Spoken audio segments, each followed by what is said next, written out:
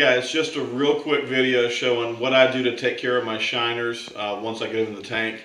I try to change the water almost down to nothing and put in 30 gallons of fresh water almost every day. If I'm keeping a lot of shiners, I might even put a little bit more water than that. So I pretty much change the water every day.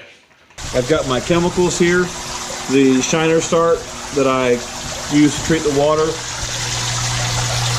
I've got my tank full of shiners down here. They're all kind of chilling and hanging out. I caught these guys on Wednesday, so they've been in here for 2 days. I've lost one, I believe, out of 2 days. They all look pretty healthy. And the water looks pretty good, but I'm going to change it anyways. And here is my filter setup. And again, I've got water running in here. It doesn't look too dirty. Yesterday it was pretty nasty. Today it doesn't look too bad. We'll see as we take this thing apart. But this is the setup, and we'll change the water real quick. So this is shiner start, and 1 tablespoon will treat 15 gallons of water. So we're just going to dump this into 3 5-gallon buckets real quick.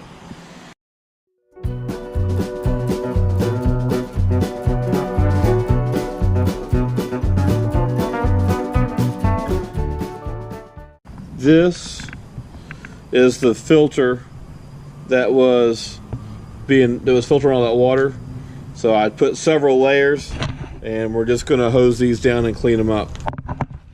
We have our fresh water here, 15 gallons, 3 5-gallon buckets, and we are currently running the water from the tank out in the yard. All we did was run the hose out in the yard and turn the pump back on. So that's why it's right by the door, and the pump can just pump the water right out for us without us having to do any work to transfer the water.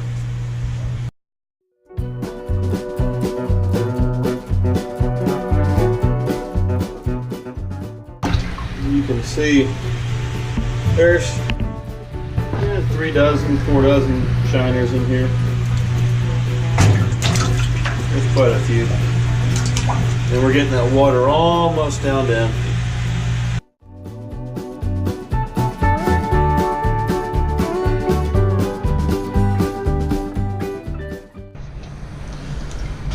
So this is pretty close to a total water change. Everybody's healthy, everybody's happy. A bunch of shiners in there. I will now put the filter material back in, hook the hose back up, and that's it. But about every day you got to change the water on these guys for a while. Alright, so 2 important tips. Always keep your shiner tank covered. They're wild shiners, they will jump out. And always make sure you keep your filter clean, change it often. And I always put something over this to make sure that the hose doesn't pop out somehow. I kind of secure it here loosely, and a lot of times I'll have something sitting over top. The last thing you want to do is have that hose come popping out and your water run all over the garage floor and kill all your shiners. So not a big deal. It's easy to keep this thing clean, but just a little maintenance keeps them alive.